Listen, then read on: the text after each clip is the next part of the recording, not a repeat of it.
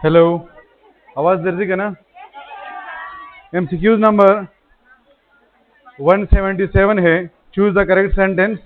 इसमें right option होगा where are my paints. असल में इस एमसीक्यूज का ताल्लुक है पेड नाउन्स के साथ। सिंगर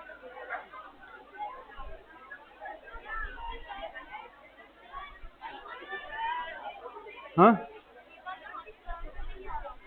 आवाज़ नहीं आ रही है तो वो असल में कैमरे के सामने है, तो इसी पे लिखेंगे, मजबूरी है।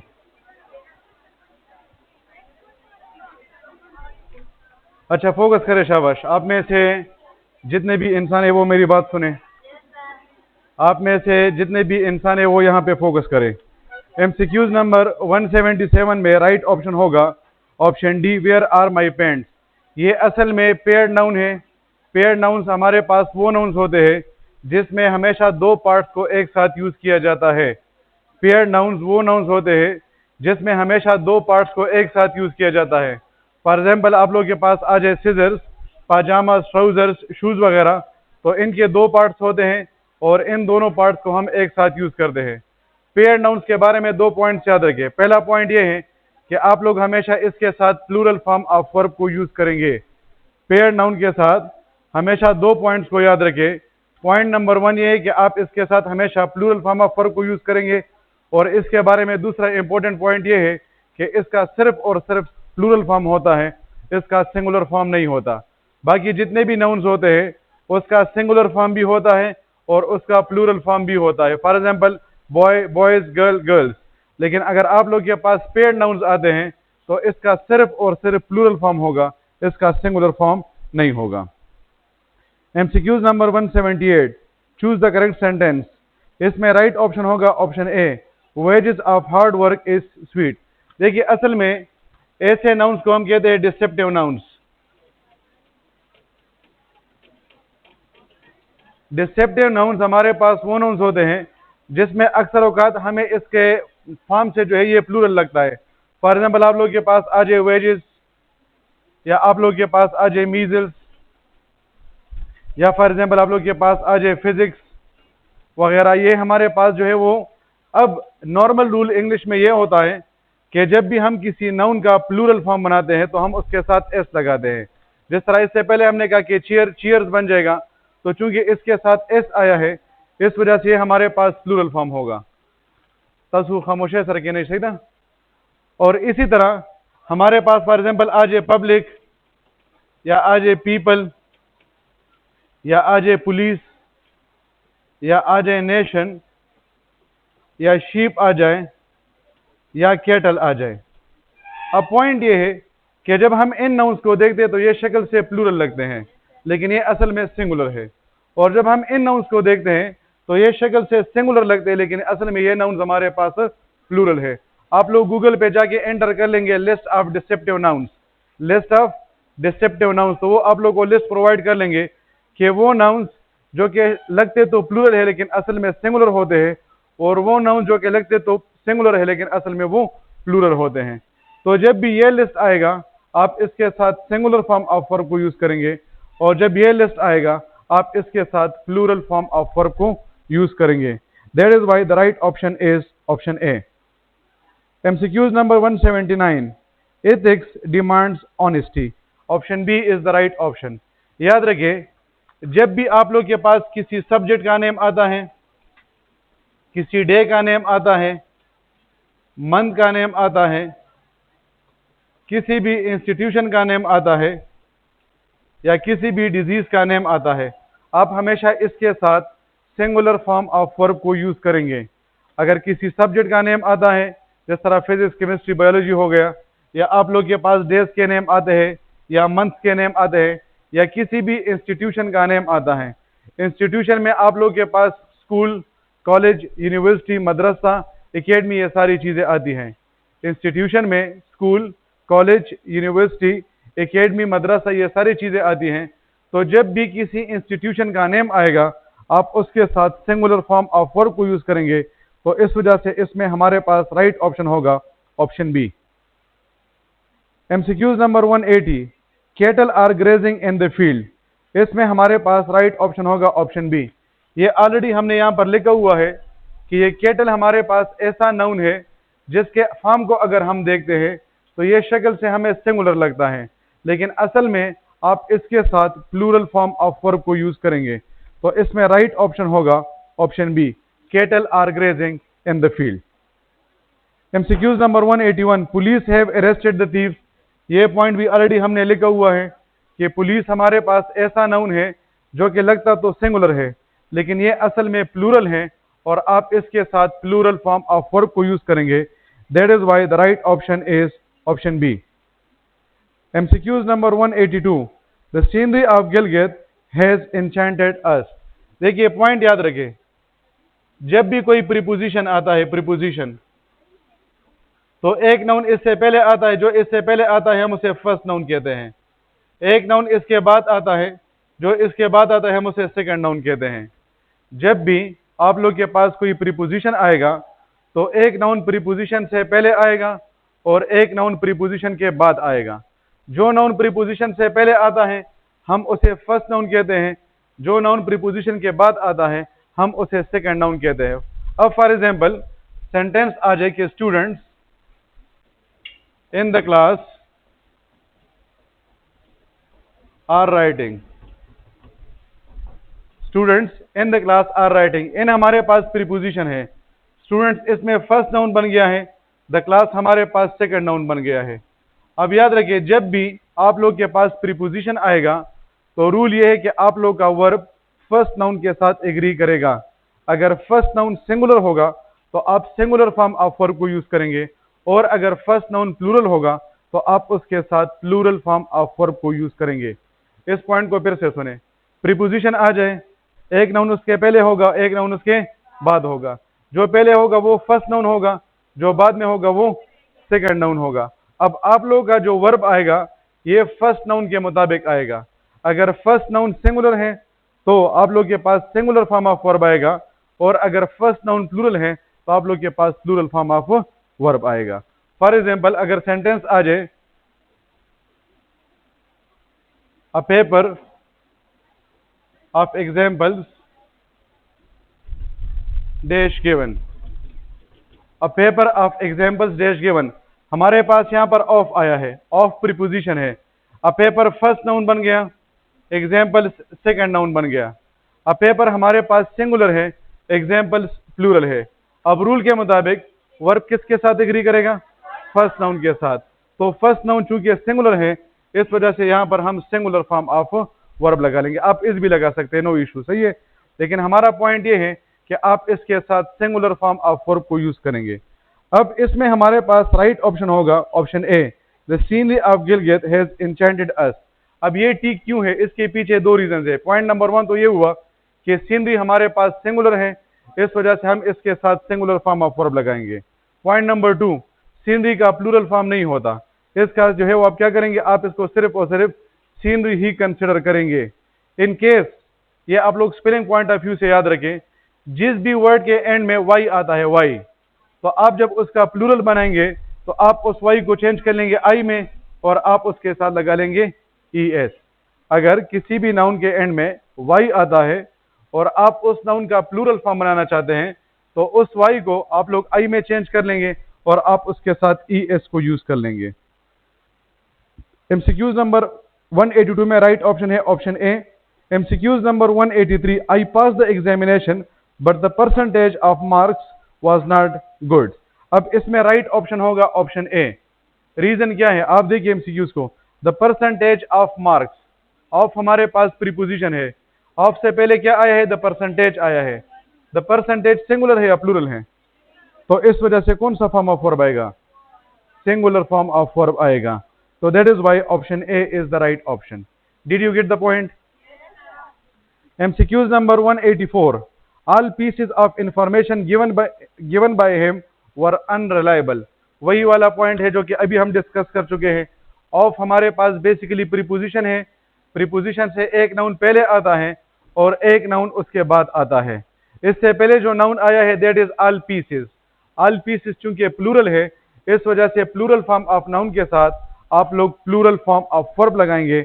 That is why the right option is option A. All pieces of information given by him were unreliable. MCQs number 185, a sheep is grazing in the field।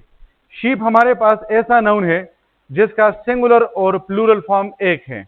अगर आप एक की बात कर रहे हैं तो आप कहते हैं कि वन शीप। अगर आप दो या दो से ज्यादा की बात कर रहे हैं तो आप टू शीप्स नहीं कहेंगे, बल्कि आप कहेंगे टू शीप। इस पॉइंट को समझे। ये शीप हमारे पास ऐसा नाउन है शीप जिसका सिंगुलर और प्लूरल फॉर्म सेम है। मैं यहां पर लिखता हूं कि वन शीप, लेकिन अगर यहां पर हम टू लिखते हैं तो टू के साथ भी शीप आएगा। अगर हम कहते कि two sheeps, then it will be considered incorrect. तो द पॉइंट इज कि शीप का सिंगुलर और प्लूरल फॉर्म सेम है। अब चूंकि यहां पर हमारे पास सिंगुलर फॉर्म ऑफ वर्ब आया है ऑप्शन ए में, तो a sheep is grazing in the field, ये हमारे पास ठीक हो जाएगा। ऑप्शन बी इस वजह से गलत है क्योंकि हमने शीप के साथ इज लगाया हुआ है, तो ये हमारे पास यहां पर इसका प्लूरल फॉर्म है। अगर ये इस तरह होता कि sheep are grazing in the field तो फिर ठीक होता। और ऑप्शन सी इस वजह से गलत है क्योंकि शीप्स हमारे पास क्या है, शीप्स, ये हमारे पास जो है वो इसका प्लूरल फॉर्म भी शीप है, आप इसके साथ एस नहीं लगा सकते। इसी तरह एक और वर्ड है जिसको हम कहते हैं डियर। डियर है ना, आओ ठीक शो, हाँ। और एक है फिश। इन दोनों के भी हमारे पास सिंगुलर फॉर्म और प्लूरल फॉर्म सेम है। ये तीन वर्ड याद रखे। एक वर्ड है शीप, दूसरा वर्ड है फिश और तीसरा वर्ड है डियर। अगर आप एक की बात कर रहे हैं एक, तो आप इसके साथ अ लगाएंगे, a fish, a deer, a sheep. और अगर आप दो या दो से ज्यादा की बात कर रहे हैं तो फिर आप उसके साथ आर्टिकल को यूज नहीं करेंगे। तो इसमें राइट ऑप्शन होगा option A. MCQs number 186, choose the correct sentence. He gave me 200 rupee note. इसमें राइट ऑप्शन होगा ऑप्शन सी। पॉइंट क्या है? पॉइंट ये है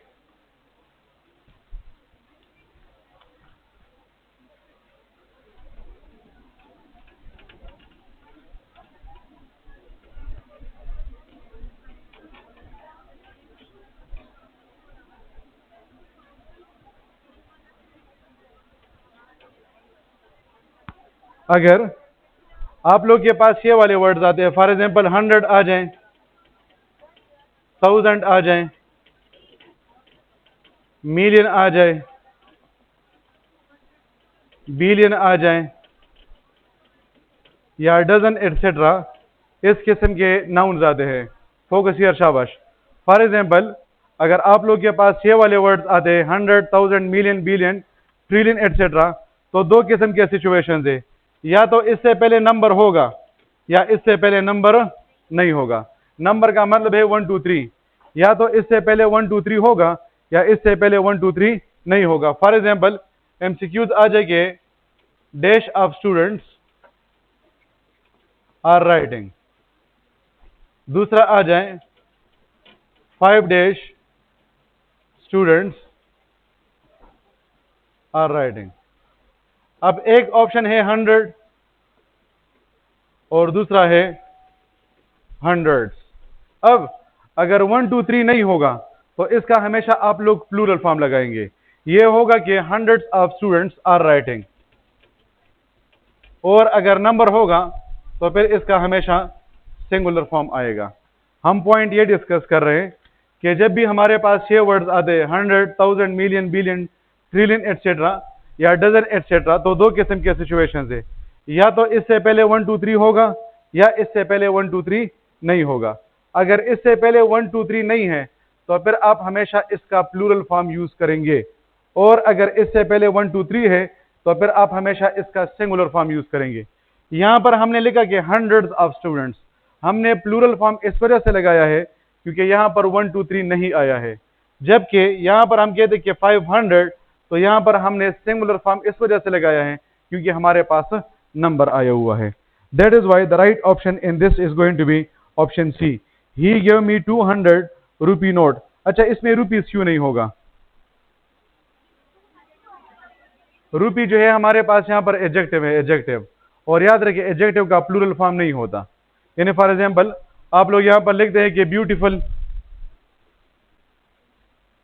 और फिर आप लिखते हैं कि ब्यूटीफुल्स। तो इस किस्म का कारनामा आप लोगों ने कभी भी नहीं करना है, सही है, क्योंकि एडजेक्टिव का कभी भी हमारे पास प्लूरल फॉर्म नहीं होता है, इसका सिर्फ और सिर्फ सिंगुलर फॉर्म होता है। MCQs number 187, he inquired from door to door, इसमें राइट ऑप्शन होगा option A, he inquired from door to door. देखिए ना खैर तासु गोरा तासु उस द सेकंड ईयर और द ईटर स्टूडेंट आनिए तो पखपल पत लगी दल फॉर्म पकारो, ठीक ना, खैर इंसान ने गलती की हाँ खबर हो रहे यो मिनट, अगर आप ये मानते कि इंसान से गलती नहीं हो सकती है तो फिर तो वो अलग बात है, ठीक है। असल में इसमें ये फॉर्म और फॉर्म इंपॉर्टेंट नहीं है, इसमें जो पॉइंट इंपॉर्टेंट है वो ये है कि जब भी टू आ जाए, टू और टू से पहले और टू के बाद सेम नाउन आया है, यानी यहां पर टू से पहले भी डोर आया है और टू के बाद भी डोर आया है, इस पॉइंट को समझे, याद रखें, जब भी टू आ जाए, टू और टू से पहले और टू के बाद सेम नाउन आया है, यानी यहां पर टू से पहले भी डोर आया है और टू के बाद भी डोर आया है, तो जब सेम नाउन होगा आप लोगों ने हमेशा सिंगुलर फॉर्म लगाना होता है। पर ये खबर माने पूछ फ्रॉम मॉम ब्रे देखा फ्रॉम नसम जुड़ेगी, मेन पॉइंट इज टू, जब भी टू आएगा, टू और उससे पहले और उसके बाद सेम नाउन आया है, तो फिर जो फर्स्ट नाउन होगा उसका भी सिंगुलर फॉर्म आएगा और जो सेकंड नाउन होगा उसका भी क्या आएगा, उसका भी सिंगुलर फॉर्म आएगा। That is why the right option is option A. MCQs number 188, इसमें राइट ऑप्शन होगा every leader should perform their duty, option C. बात सुने, हमारे पास चार किस्म के जेंडर्स होते हैं, एक होता है मैस्कुलिन जिसको हम कहते हैं मेल, जो कि मैं हूं, ठीक है। दूसरा हमारे पास है फेमिनिन जो कि आप लोग हैं, जिसको हम कहते हैं फीमेल। अब अगर हम मैस्कुलिन की बात करते हैं तो उसके लिए ही लगाते हैं, अगर हम फेमिनिन की बात करते हैं तो हम उसके लिए शी लगाते हैं। तीसरा हमारे पास होता है कॉमन जेंडर। कॉमन जेंडर हमारे पास वो जेंडर होता है जिसमें हम मेल और फीमेल के लिए एक नाम यूज करते हैं। फॉर एग्जाम्पल अगर हम कहते हैं कि अ टीचर इज कमिंग, तो वो टीचर हमारे पास मेल भी हो सकता है, गोरे सलूर दिखा ना, masculine, feminine, common and neuter. अब जो मेल होता है मेल उसे मैस्कुलिन कहते हैं, उसके लिए ही आएगा। जो फीमेल होती है उसे फेमिनिन कहा जाता है, उसके लिए शी आएगा। जो हमारे पास कॉमन होता है, जिस तरह मैंने कहा कि for example a student is writing, अब वो स्टूडेंट हमारे पास मेल भी हो सकता है और वो फीमेल भी हो सकती है। तो जब हम मेल और फीमेल के लिए एक नाम यूज करते हैं तो उसे कहा जाता है कॉमन जेंडर। और जो न्यूटर होता है, यानी जब हम नॉन लिविंग थिंग की बात करते हैं तो उसे न्यूटर जेंडर कहा जाता है, तो हम उसके साथ एट लगा लेंगे, ठीक है। अब पॉइंट हमारे पास ये है कि कॉमन नाउन के लिए हम क्या करेंगे, यानी यहां पर हमारे पास एमसीक्यूज है कि एवरी लीडर शुड परफॉर्म। अब ये लीडर हमारे पास मेल भी हो सकता है और ये हमारे पास फीमेल भी हो सकती है। तो इससे पहले जब औरतों के हुकूक की बात नहीं हो रही थी तो वहां पर कहा जाता था कि आप इसके साथ हेज लगा ले, क्योंकि मेल को जो है वो प्रेफरेंस दी जाती थी। लेकिन चूंकि आजकल जो है वो ये कहा जाता है कि फीमेल भी इंसान होती है और मेल भी इंसान होता है, तो दोनों के एक जितने हुकूक है, ठीक है। तो इस वजह से अब आप लोगों ने इस चीज का ख्याल रखना है कि आप लोग इसके साथ देयर को यूज करें, देयर को। तो इसमें राइट ऑप्शन होगा option C, every leader should perform their duty. Did you get the point? Leader का हमें पता नहीं है कि ये मेल है या फीमेल है, इस वजह से अपने आप को सेफ साइड पर रखने के लिए हम इसके साथ देयर लगाते हैं। MCQs number 189, a teacher should practice what they teach. इसमें भी राइट ऑप्शन ऑप्शन सी आएगा, क्योंकि ये टीचर हमारे पास मेल भी हो सकता है और ये हमारे पास फीमेल भी हो सकती है। MCQs number 190, you yourself are responsible for all the problems. I के साथ आएगा माई सेल्फ, वी के साथ आएगा आवर सेल्फ, यू के साथ यूर सेल्फ भी आ सकता है और इसके साथ यूर सेल्फ भी आ सकता है। ही के साथ आएगा हिम सेल्फ, शी के साथ हर सेल्फ, इट के साथ इट सेल्फ और दे के साथ देम सेल्फ। अब ये हमारे पास जो हमने लिस्ट लिखा है, इसको हम दो नाम देते हैं। इसको हम रिफ्लेक्सिव प्रोनाउन भी कहते हैं और इसको हम एम्फेटिक प्रोनाउन भी कहते हैं। ये जो लिस्ट हमने लिखा है, इसको हम रिफ्लेक्सिव प्रोनाउन भी कहते हैं और इसको हम एम्फेटिक प्रोनाउन भी कहते हैं। अब वो प्रोनाउन जिसके एंड में सेल्फ या सेल्व्स आता है, ऐसे प्रोनाउन को रिफ्लेक्सिव और एम्फेटिक प्रोनाउन कहा जाएगा। वो प्रोनाउन जिसके एंड में सेल्फ या सेल्व्स आता है, ऐसे प्रोनाउन को रिफ्लेक्सिव और एम्फेटिक प्रोनाउन कहा जाता है। याद रखिए, हम जब सिंगुलर की बात करेंगे तो उसके साथ सेल्फ आएगा, हम जब प्लूरल की बात करते हैं तो उसके साथ सेल्व्स आएगा। अब अगर यहां पर मैं लिखता हूं कि माई सेल्व्स, तो यह गलत हो जाएगा। या अगर मैं लिखता हूं कि देम सेल्फ, अब ये जो दोनों हमने लिखे, दोनों के दोनों क्या, ये गलत है। माई सिंगुलर है, सिंगुलर के साथ सेल्फ आएगा, उसके साथ सेल्व्स नहीं आएगा। सिमिलरली दे हमारे पास प्लूरल है, तो प्लूरल के साथ सेल्फ आता है, सेल्व्स आता है, उसके साथ सेल्फ नहीं आता। अब ये पॉइंट हमने पहले भी लिखा था कि आई सर्व माई सेल्फ, और दूसरा है I myself serve the guest. अब पॉइंट ये है कि जब भी ये 7 प्रोनाउंस वर्ब के बाद आएंगे तो ये हमारे पास बन जाएंगे emphatic pronoun, sorry reflexive pronoun, और जब ये वर्ब से पहले आएंगे तो फिर ये हमारे पास बन जाएंगे एम्फेटिक प्रोनाउन। मेन पॉइंट इनकी पोजीशनिंग का है। पोजीशनिंग का मतलब ये कि हम इसको कहां पर यूज कर रहे हैं। अगर इन 7 प्रोनाउंस को हमने वर्ब से पहले पर लगा लिया तो ये हमारे पास एम्फेटिक प्रोनाउंस बन जाएंगे, और अगर इन 7 प्रोनाउंस को हमने वर्ब के बाद लगा लिया तो फिर ये हमारे पास बन जाएंगे reflexive pronouns. That is why you yourself are responsible, यहां पर योरसेल्फ वर्ब से पहले आया है। That is why the right option is option B, emphatic. Next MCQs है, shall study for the examination. देखिए, प्रोनाउन के 3 पर्सन होते हैं, first person, second person, third person. जो बंदा बातें कर रहा है वो फर्स्ट पर्सन, जो बंदा बातें सुन रहा है वो सेकंड पर्सन, जिस बंदे के बारे में गैबत हो रही है वो थर्ड पर्सन।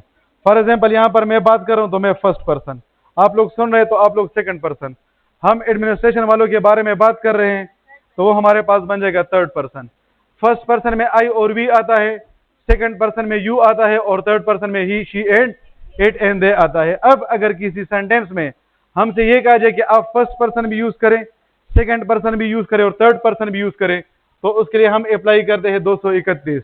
231 का मतलब ये कि पहले सेकंड पर्सन आएगा, उसके बाद थर्ड पर्सन आएगा और उसके बाद फर्स्ट पर्सन आएगा। That is why the right option is option C, you, he and I. MCQs number 192, there is no problem between her and me, option B is the right one.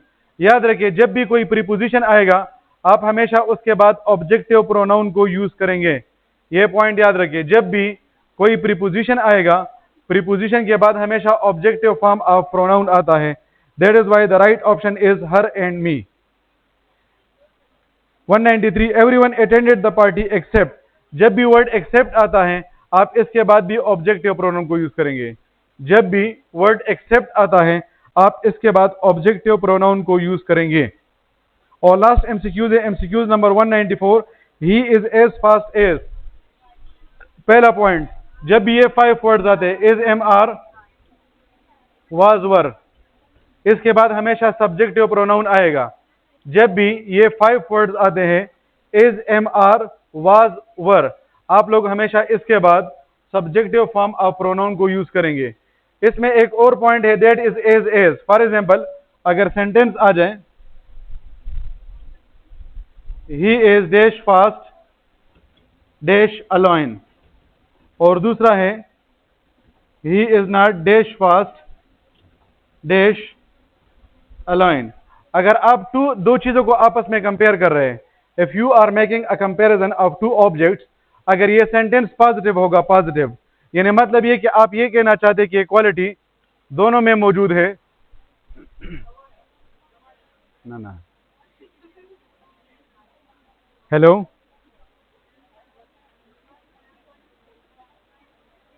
फिदा,